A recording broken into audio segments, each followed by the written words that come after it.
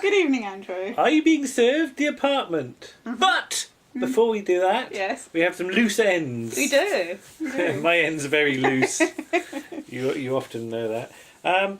First of all, boxes. Boxes, yes, we forgot to mention the boxes in last week's episode because when they're having their ballet lessons with Amanda Barry, Yes.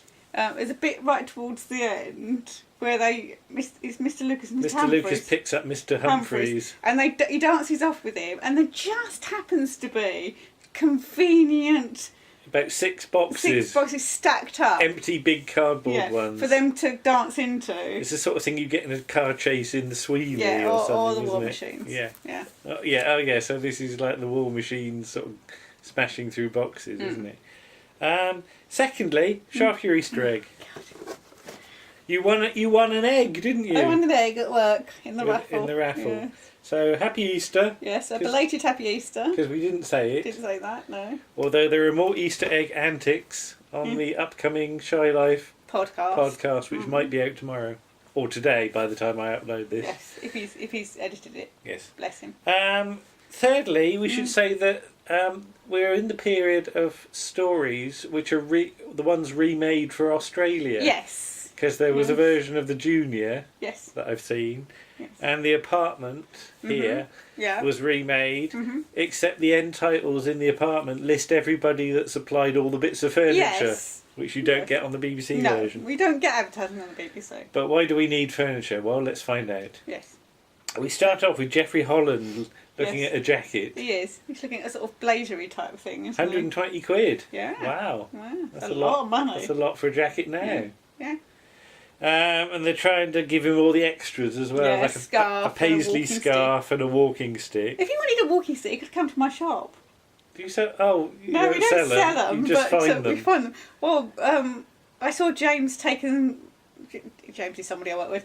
Taking 4 walking sticks to put in the cupboard. So people come to shop. They come to shop needing a walking stick. With a walking stick, and when they leave, they don't need it anymore. It, no. Or they forget. I just wonder how far they get before they go. There's something missing. So does the act of shopping cause them to not need a walking stick? It's interesting. They try and pass him off with a tweed jacket though, which is 140 quid. Mr. Goldberg does. Yes. Although the sleeves seem to be too long. They are quite long, yes. Yeah. They're sort of they're like that. On the ladies, Matthew Sweetsleeves. Hello, Matthew. He won't watch this. Right. A lady's just sort of bought something on the ladies' counter, and Miss Bram says, "You can get the cotton wool to stuff in them on the ground floor." That's Harry Hill's cat, isn't it? That's Stoffer. Mrs. Slocombe is shifting her flat. Yes, not her whole flat. No, just the contents. Just the contents. So she turns up with blue hair. Very blue hair. Pussy in a basket, in a travelling basket, and a budgie in a cage. Yes. Is it a real budgie? No, it's not a real budgie. No. It's definitely not a real pussy, because... The pussy attacks Captain Peacock. Yes. And all her stuff's on the van. Mr. Rumbold wouldn't give her the time off to move properly. No. The phone goes and... Miss Brown says ladies' intimate apparel, as she's been taught to say. And the person on the other end doesn't understand that, so she resorts to knickers and knockers department. Knickers and knockers covers department. Is it? All right. Yeah. And it's Mr. Armstrong, who's the van driver. Yes. And he says that Mrs. Slocombe's got squatters in her new flat. Yes. So she's moving from her old flat to a new flat. Yes. What happened to the house she got? Perhaps she sold it for money. Okay. They've forgotten the house. That was only last season. Yeah. But yeah, I did want to know. I've forgotten that actually. You have, haven't you? You see. So easy. That's why I make these notes. Yeah, but the removal men have got another job at lunchtime, so she can't keep the stuff on the van. No. On the van. Mr. Rumbold says that Mr. Grace is prepared to help. And Mrs. Slocombe says if she'd had the time off she'd requested, it wouldn't have happened. But Mr. Rumbold said she doesn't really remember it, although Captain Peacock made a suggestion to him in the washroom. Yes. And he's learned to ignore those sort of suggestions. Yes, he doesn't pay any attention. What was it? 5B on the top floor is a vacant thing. So, so that presumably that's just underneath the boardroom then. If the boardroom's on the 6th floor. Yeah. Okay. But she can store all her stuff in this sort of vacant thing they got, which just happens to be exactly the same set as the ladies and gents department without any counters in, isn't it? Of course it is. Because it's the same shape. Yes. In the canteen, Mrs. Slocombe's after some chicken for her pussy. Mm-hmm. She's not so keen on the sardines head that Mr. Goldberg... She says her pussy doesn't have many teeth left and can't crunch the skulls. Her pussy's all gummy. Yeah. Like Martha. Martha's gummy. Yeah. Martha's had some teeth out. Yeah. And now she's rattling. Yeah. But where will Mrs. Slocombe sleep overnight? Mm-hmm. Will she sleep in a hotel?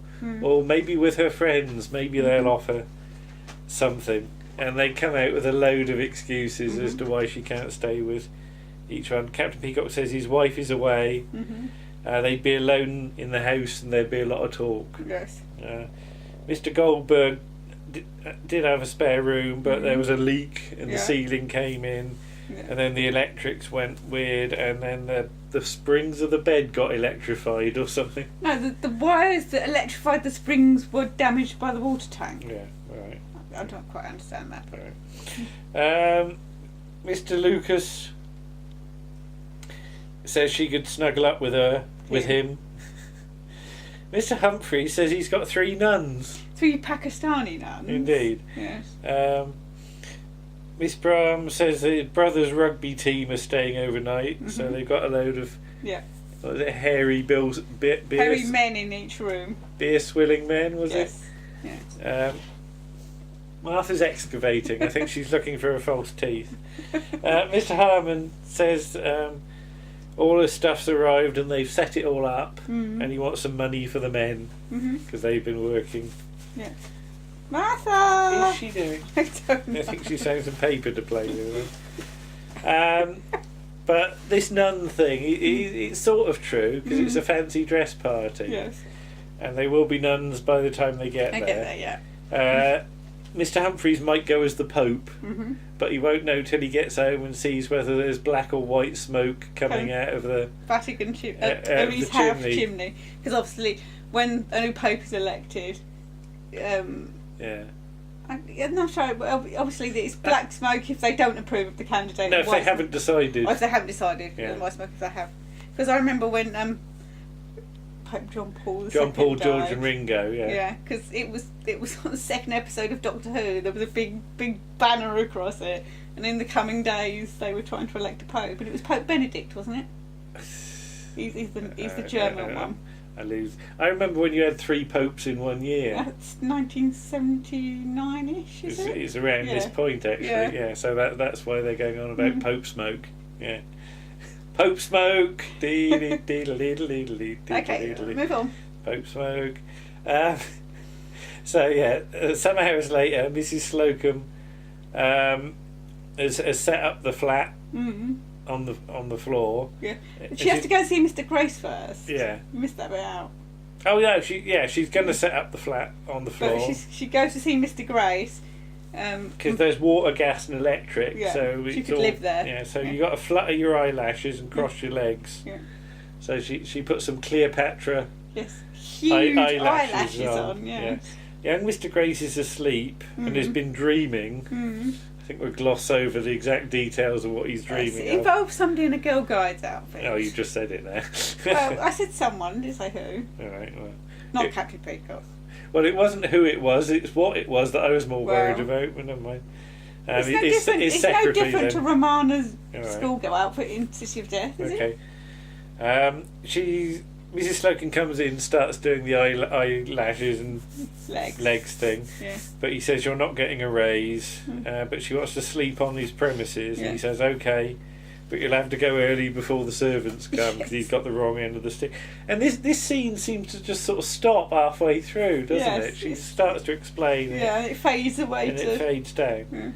Yeah. But later on, when it's all set up, she's got the budgie, which appears to be just rubber because it's just a bit wobbly. If you look, you get a better shot of it in this bit. Okay. And the pussy's still in the basket. At no point does the pussy come out of the basket, poor thing. It's there because you see her stroke its head. Yeah, I thought it was still in the basket. No, she stroked its head. You don't really see it properly. It's just like a little sort of fuzzy black shave in the screen. Okay, and they've got a wall unit to act as the front door, which was from the Ideal Homes display. Yes.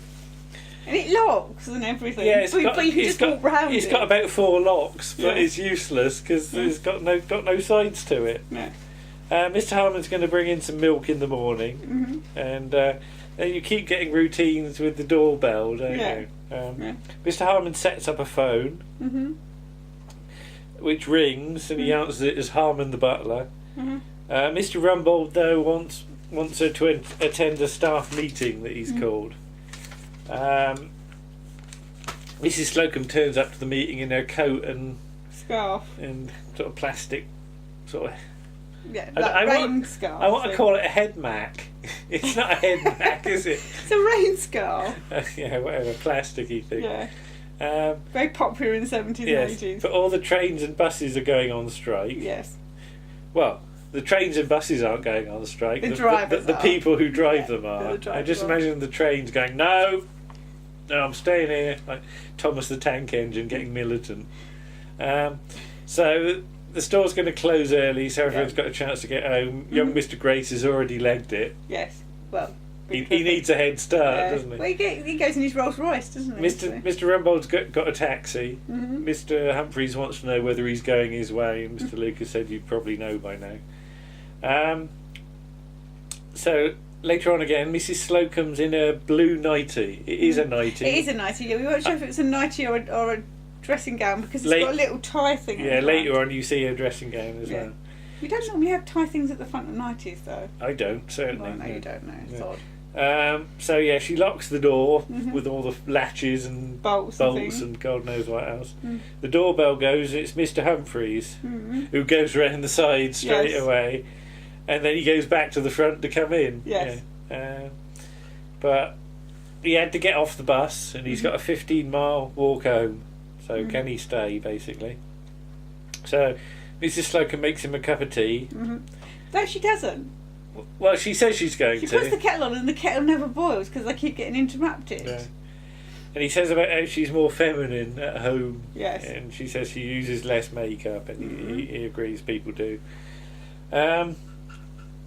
Did you like the mural in the kitchen? Yeah, it's like a sort of desert island, isn't it? It is very... Who's got the one in Coronation Street? That's Hilda Ogden, isn't it? Yes, it's not desert island though, it's just tropical, tropical island thing. Yeah.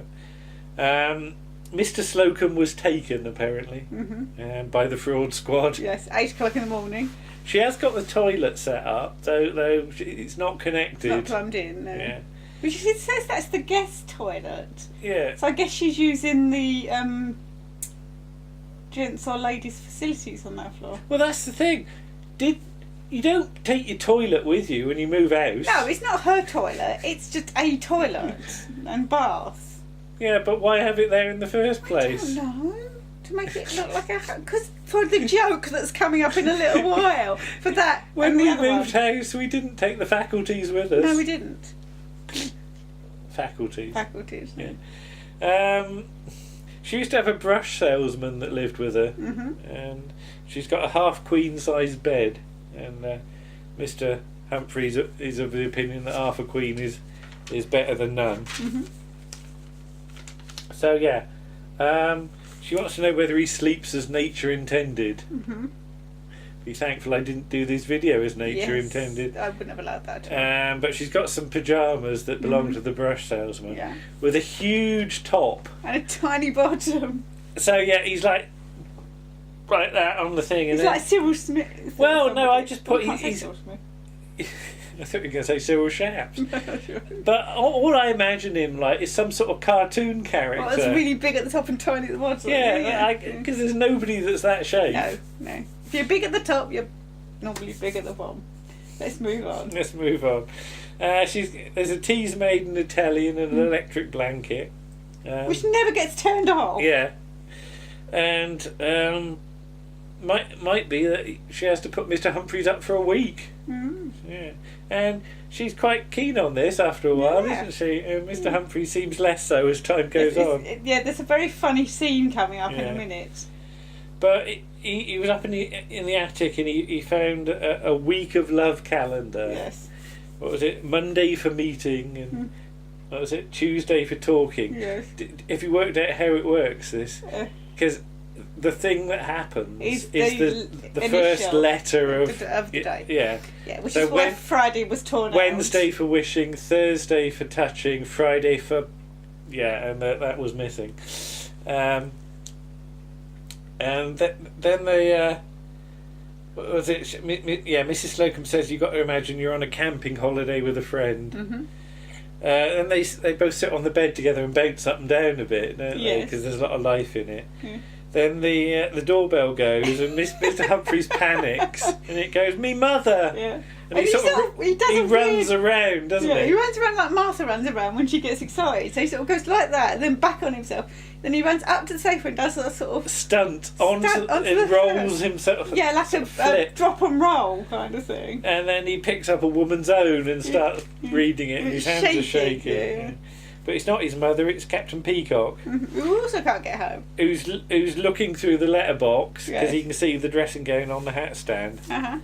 But he's got to go in the spare room. He's had a sandwich, and so he don't want any supper, but he wasn't getting any anyway. Mrs. Slocombe starts being keen on Mr. Humphreys again, sort of snuggling up to him. Yeah, and then Mr. Lucas turns up. It's me, Lucas, and he comes round the side as well. So he's told he can go in the spare room with Captain Peacock. He says, "Why can't I go on the sofa?" Finds that Mr. Humphreys is there, so heads for the spare room with Captain Peacock instead. Like the bit when he's undressing. He sort of takes his trousers off and he folds them up very, very neatly and puts all the creases in and finds he's got nowhere to put them and just chucks them on the floor. He gets in bed. Is that Mr. Humphreys? No, it's Lucas. Thank heavens for that. And they don't fit in that bed at all, do they? No, it's tiny. It's a tiny, tiny bed. Then Mr. Rumbold and Mr. Goldberg turn up. Lucas is told to sleep on the floor by Mr. Rumbold. I don't think that's fair. No. Outside office hours, he should have no jurisdiction over him. It's never going to happen, is it? No. But Mr. Goldberg says he'll sleep in the bath. Because after 25 years you get used to...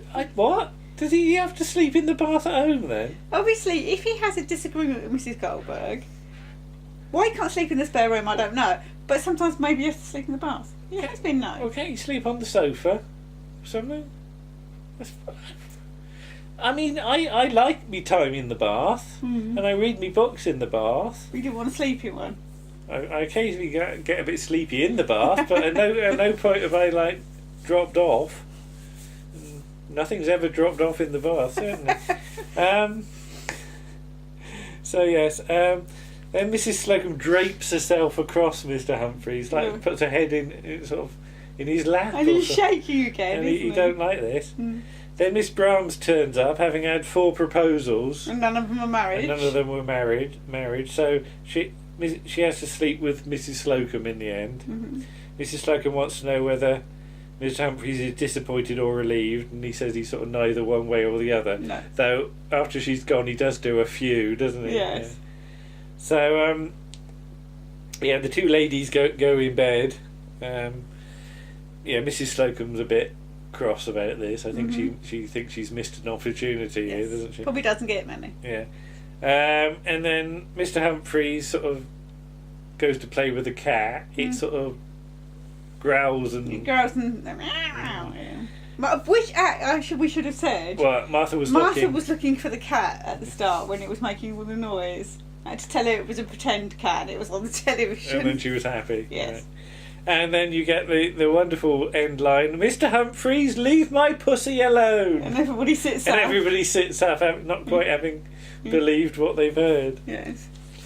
But I think I quite like this one. Yeah.